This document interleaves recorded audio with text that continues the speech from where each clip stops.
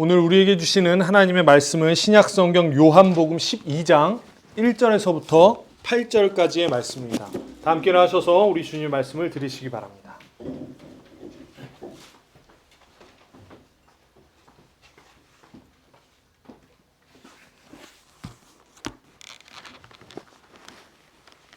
유월절 엿새 전에 예수께서 베다니에 가셨다. 그곳은 예수께서 죽은 사람 가운데 살리신 나사로가 사는 곳이다. 거기서 예수를 위하여 잔치를 베풀었는데 마르다는 시중을 들고 있었고 나사로는 식탁에서 예수와 함께 음식을 먹고 있는 사람 가운데 끼어 있었다. 그때에 마리아가 매우 값진 순 나드 향유 한 근을 가져다가 예수의 발에 붓고 자기 머리털로 그 발을 닦았다. 온 집안에 향유 냄새가 가득 찼다. 예수의 제자 가운데 하나이며 장차 예수를 넘겨줄 가룟 유다가 말하였다. 이 향유를 300데나리온에 팔아서 가난한 사람들에게 주지 않고 왜 이렇게 낭비하는가? 그가 이렇게 말한 것은 가난한 사람을 생각해서가 아니다. 그는 도둑이어서 돈자루를 맡아 가지고 있으면서 거기에 든 것을 훔쳐내곤 하였기 때문이다. 예수께서 말씀하셨다. 그대로 두어라. 그는 나의 장산날에 쓰려고 간직한 것을 쓴 것이다. 가난한 사람들은 언제나 너희와 함께 있지만 나는 언제나 너희와 함께 있는 것이 아니다. 아멘.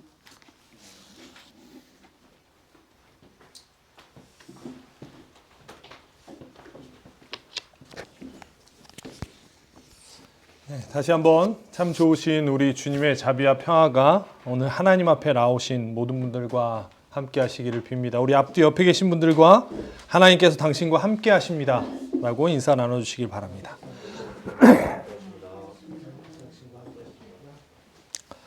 네, 하나님께서 여러분과 함께 하십니다. 그리고 이 땅 대한민국과 그리고 당신의 생명들, 모든 생명들과 하나님께서 함께 하심을 여러분 믿으시기 바랍니다.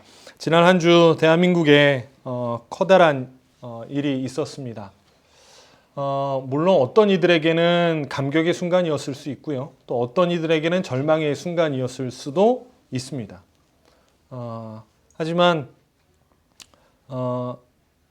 하나님의 공의와 그리고 정의와 사랑이 이 땅 가운데 펼쳐지기를 동일하게 양측 모두가 바라는 마음이었을 겁니다.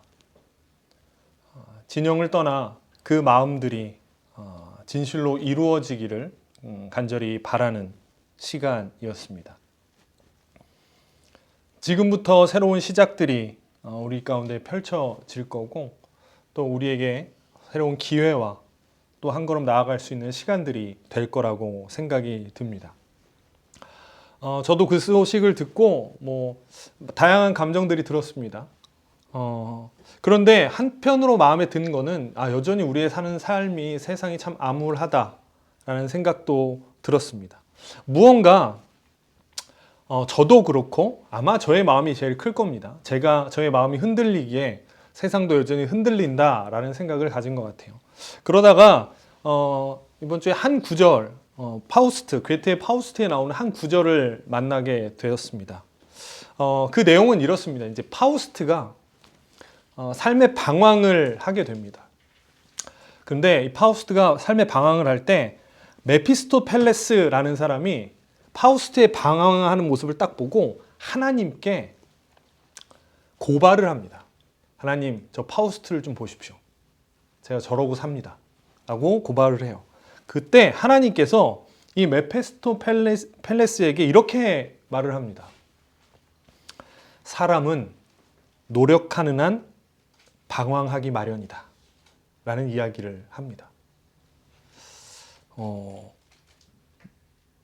이 말이 참 저에겐 큰 위로가 됐어요.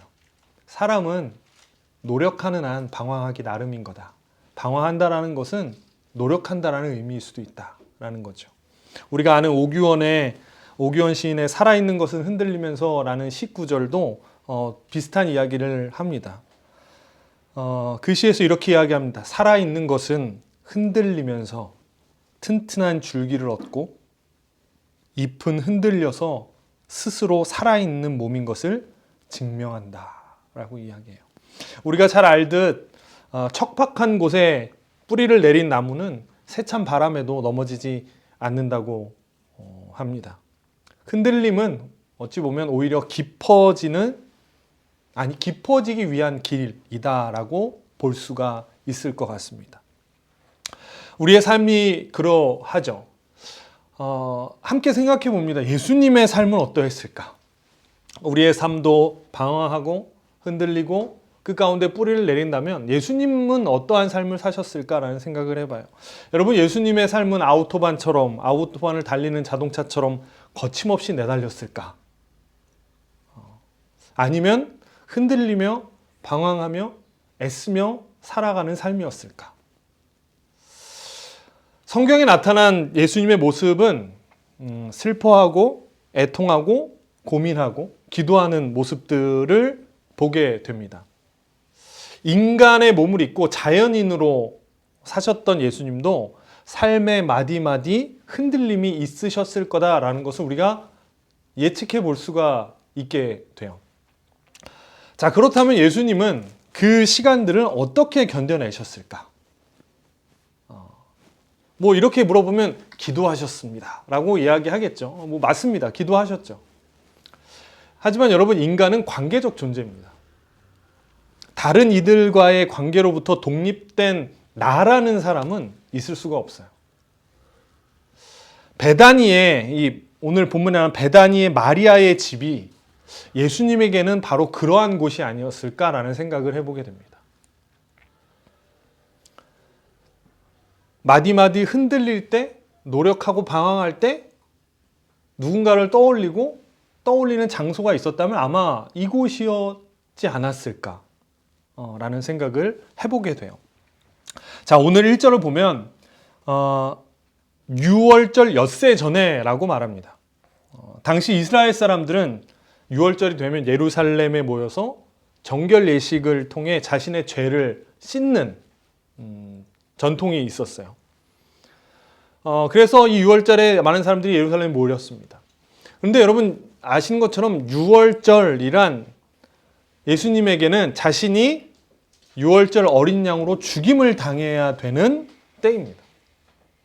십자가에 달려서 하나님의 영광을 드러내고 하나님의 아들로서 드러나는 시간이 바로 이 시간인 거예요. 자, 그러면 여러분 예수님의 마음이 어땠을까? 생각해 보게 돼요. 자, 이제 6월절 엿새 전이라고 하면 이제 사실 내가 죽기 일주일 남았다라는 겁니다. 예수님도 이걸 어느 정도 아셨죠. 자, 그럼 예수님의 마음이 어땠을까요? 우와, 내가 드디어 죽는구나. 내가 드디어 하나님의 영광을 위해 나를 드릴 때가 됐다. 이렇게 기뻐하셨을까요? 아니에요.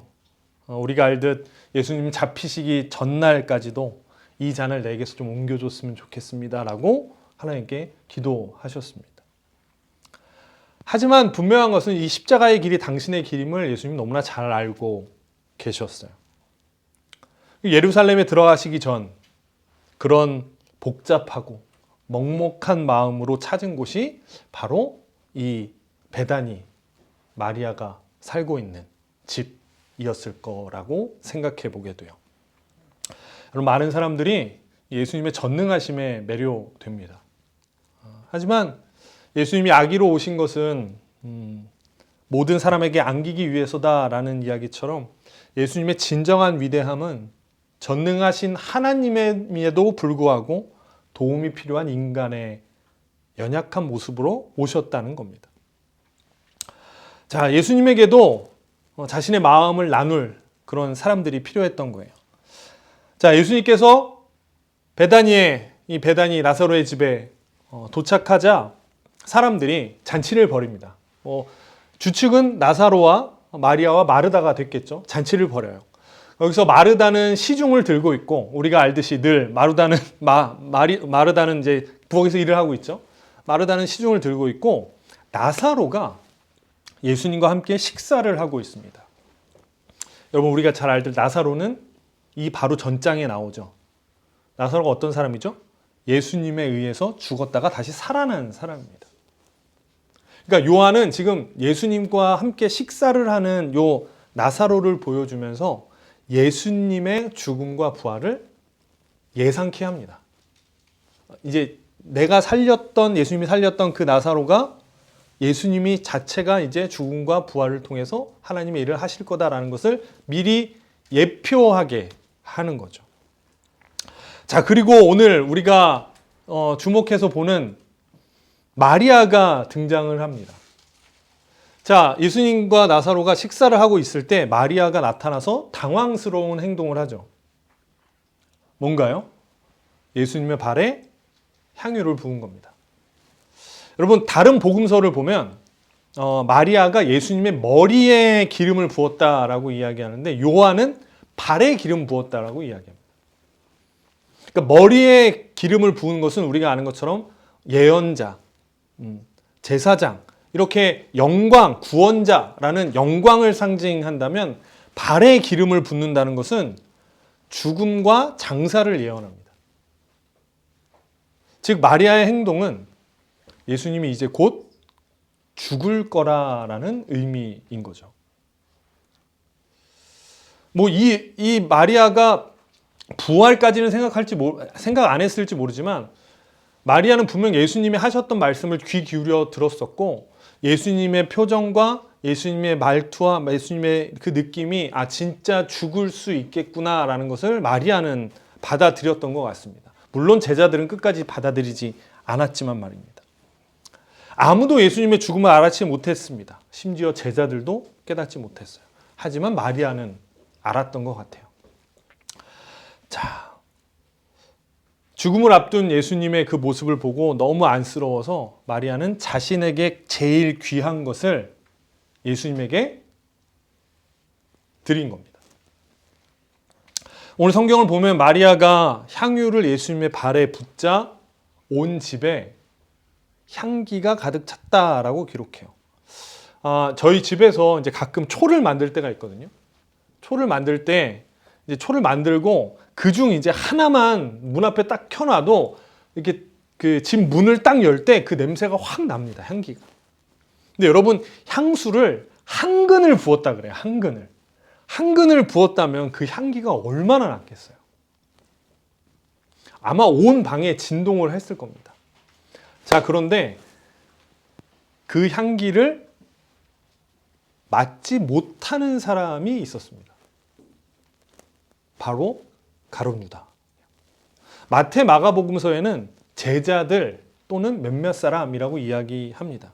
자, 어찌되었든 가룟 유다든 제자들든 몇몇 사람이든 이들이 모든 복음서에서 똑같이 하는 말이 있어요. 이 모습을 보고. 뭐라고 이야기하냐면 가난한 사람들에게 나누어 주면 좋을 텐데 어찌해서 낭비하냐라는 말을 똑같이 합니다. 그 300데나리온이라고 하거든요. 300데나리온은 그냥 대충 이야기하기를 1년치 임금 정도라고 해요. 그거를 팔면 300데나리온 되는데 그거 가지고 가난한 사람 먹이면 되지. 그거를 왜 거기다가 낭비하냐라는 거예요. 자, 여러분 이 말을 들으시면 좀 어떠신가요? 우리는 이미 이 스토리를 아니까 그렇지만 사실 그걸 우리 눈앞에서 본다면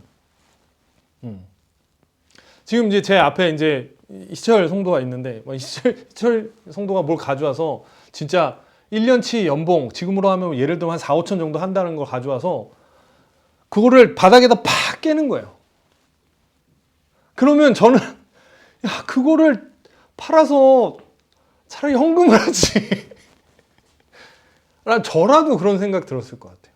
여러분도 아마 동일한 생각을 했을 것 같습니다. 여러분 이 사람들의 말이 틀린 말인가요? 아니요. 굉장히 합리적인 말이에요. 1년치 돈을 바닥에 뿌리는 것보다 그거 가지고 진짜 교회 이름 걸고 어려운 사람에게 나누어 주는 것이 훨씬 의미 있는 일일지 모릅니다. 또는 앞서 말한 것처럼 세상도 어수선하고 나 하나 먹기도 힘든데 무슨 이라고 생각할 수도 있어요. 여러분 지금 이 사람들의 입장에서 보면 마리아는 지금 엄청난 낭비를 하고 있는 겁니다. 굉장히 큰 낭비를 하고 있는 거예요. 지금 여러분 마리아는 이 유다와 대조적인 모습을 보여주고 있어요. 요한은 마리아와 유다의 모습을 보면서 이 모습을 독자로 하여금 비교해서 한번 보라고 이야기합니다. 여러분 근데 생각해 보세요. 마리아는 정말로 머리에 삥 꽂은 여자여서 머리가 백지여서 진짜 즉흥적으로 그랬을까요? 아니일 거예요. 마리아도 내가 이것이 나에게 얼마나 소중하고 이것을 팔면 얼마나 나의 가산에 도움이 되는 것을 충분히 알았을 겁니다. 그럼에도 불구하고 자신의 것을 그냥 아낌없이 드린 거예요. 마리아는 이 낭비라고, 사람들이 낭비라고 폄하될지언정 계산을 초월한 사랑을 보여주고 있습니다. 여러분 지금 이렇게 낭비되는 마리아의 사랑은 우리가 지난주 함께 나누었던 탕자의 비유에서 보여주는 아버지의 사랑을 떠올리게 합니다. 여러분 탕자의 비유에서 아버지의 사랑은 굉장한 낭비처럼 보입니다. 그러나 그 낭비 같은 사랑이 결국 두 아들을 구원합니다. 집을 나간 그 아들을 다시 받아들이고 재산을 나눠주는 거, 나눠주고 다시 받아들이는 거, 엄청난 사랑입니다. 낭비 같은 사랑입니다. 호적 파야 되는 거죠. 첫째 아들, 동생이 들어오자 아버지에게 말합니다. 첫째 아들, 당신의 아들이라고 이야기합니다. 아버지를 향해 당신의 아들이라고 이야기하는 이 첫째 아들, 끝끝내 남아있던 것도 돈 때문에 남아있던 이 아들을 끝내 품어주는 그 사랑, 낭비 같은 사랑입니다.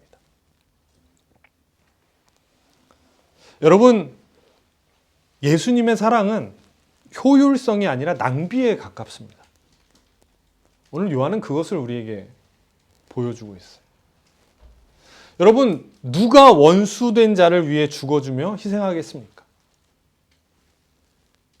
여러분 생각해 보세요. 우리를 위해 예수님이 십자가를 지셨다라는 것을 사순절 기간에 우리는 기억합니다.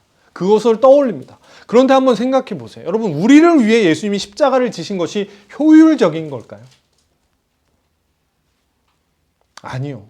솔직히 낭비에 가깝습니다. 조금도 자라나지 않는 듯한 우리를 보면, 여전히 제자리를 걷는 것 같은 우리를 보면 이기적이고, 그런 우리를 보면 예수님이 우리를 위해서, 우리의 죄를 위해 십자가를 지신다? 이것처럼 비효율적이고 낭비 같은 일이 없습니다. 제가 만약에 사단이었다면 그런 생각해요. 예수님의 십자가를 지실 때 저는 제가 사단이었다면 그런 유혹했을 것 같아요. 너가 하는 거 낭비야.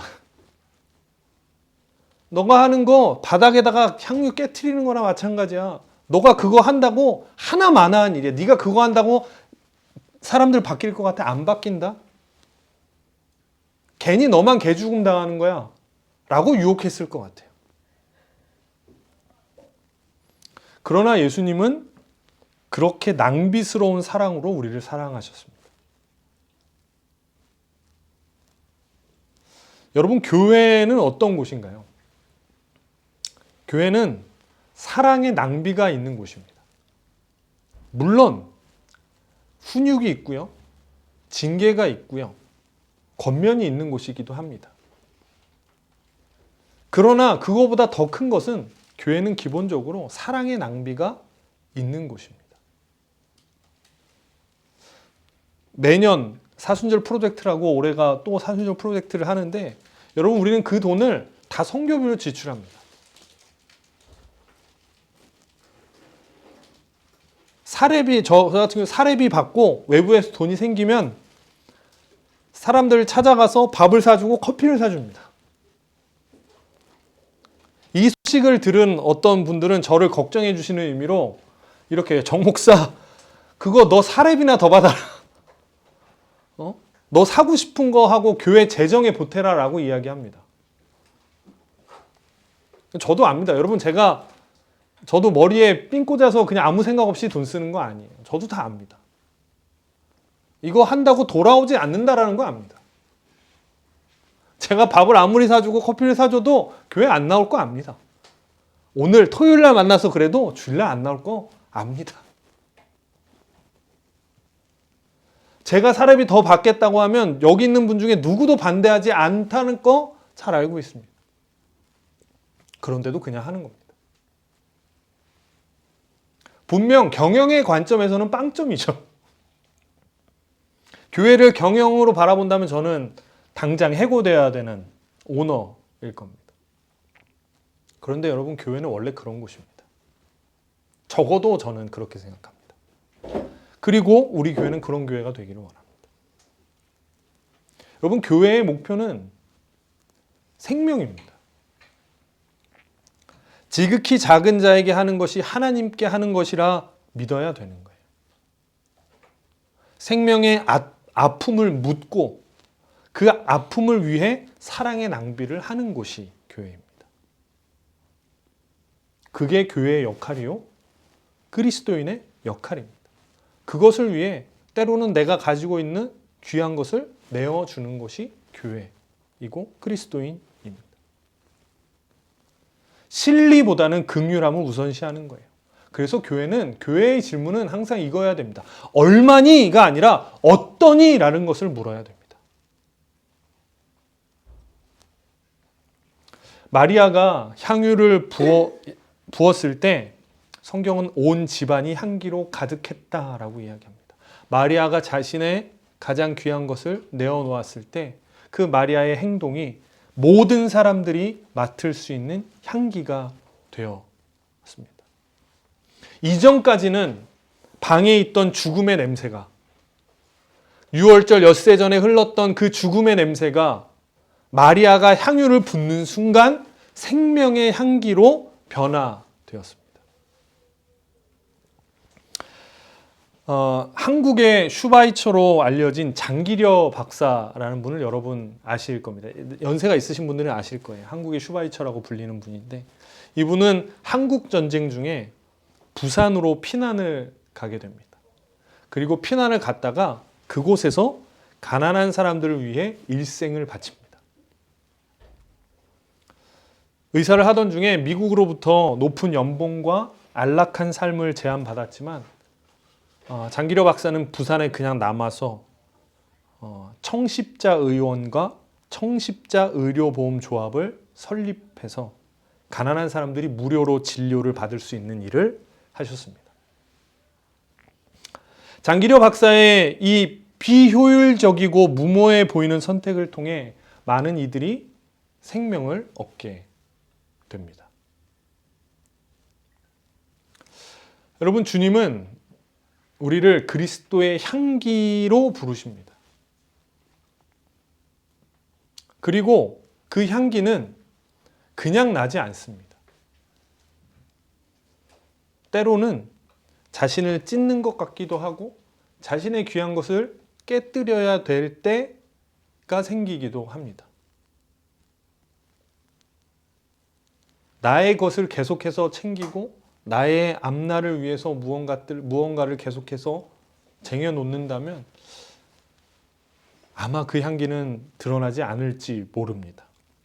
물론 그것이 쉽지 않습니다. 누구나 다 마리아처럼 살 수 없고 누구나 다 장기려 박사님처럼 살 수 없습니다. 하지만 앞서 말했듯이 여러분, 노력하는 한 방황할 수 있고 뿌리를 더 깊이 내릴 수 있습니다. 그러니 부탁드리는 겁니다. 포기하지는 마시기 바랍니다. 하라는 것이 아니라 포기하지는 마십시오. 노력하는 한 언젠가는 우리는 더 깊어지게 될 겁니다. 그리고 그 애씀과 노력이 있을 때 낭비처럼 부어지는 하나님의 사랑이 우리를 붙들어 주실 겁니다. 여러분, 당신의 삶을 깨뜨려 우리의 삶을 살라고 이야기하신, 그리스도인의 삶을 살라고 하신 그 향기로운 낭비로 우리에게 함께 하신 예수 그리스도의 은혜가, 사랑과 섬김이 우리와 함께 하기를, 그리고 우리의 삶의 표대가 되기를 예수 그리스도의 이름으로 간절히 축원합니다.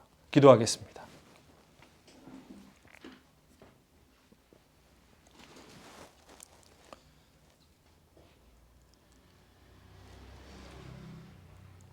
하나님,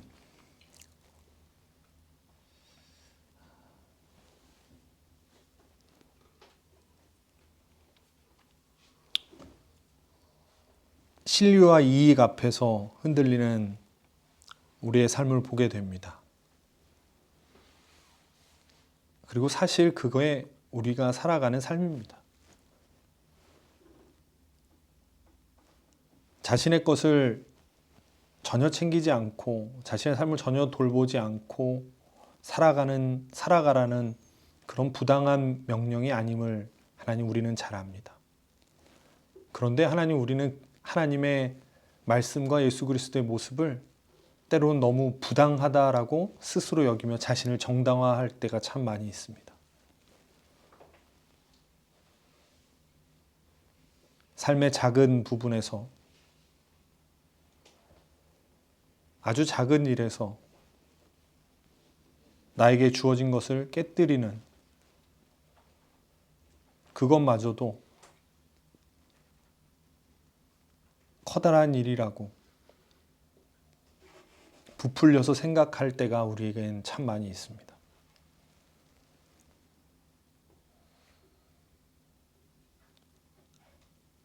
마리아의 향유가 깨져 온 방을 그 향기로 덮고 있지만 우리 마음속에 자욱한 이기심과 나만을 위한 향기가 그 향기를 맡고 있음을, 그 향기를 맡지 못하고 있음을 잘 알고 있습니다. 하나님, 이 시간 기도할 때 우리를 위해 당신을 깨어뜨리신 예수 그리스도의 그 은총이 우리 마음속 깊이 자리 잡게 하시고 나로 가득한 그 어두움을 물리칠 수 있도록 하나님 함께하여 주시옵소서.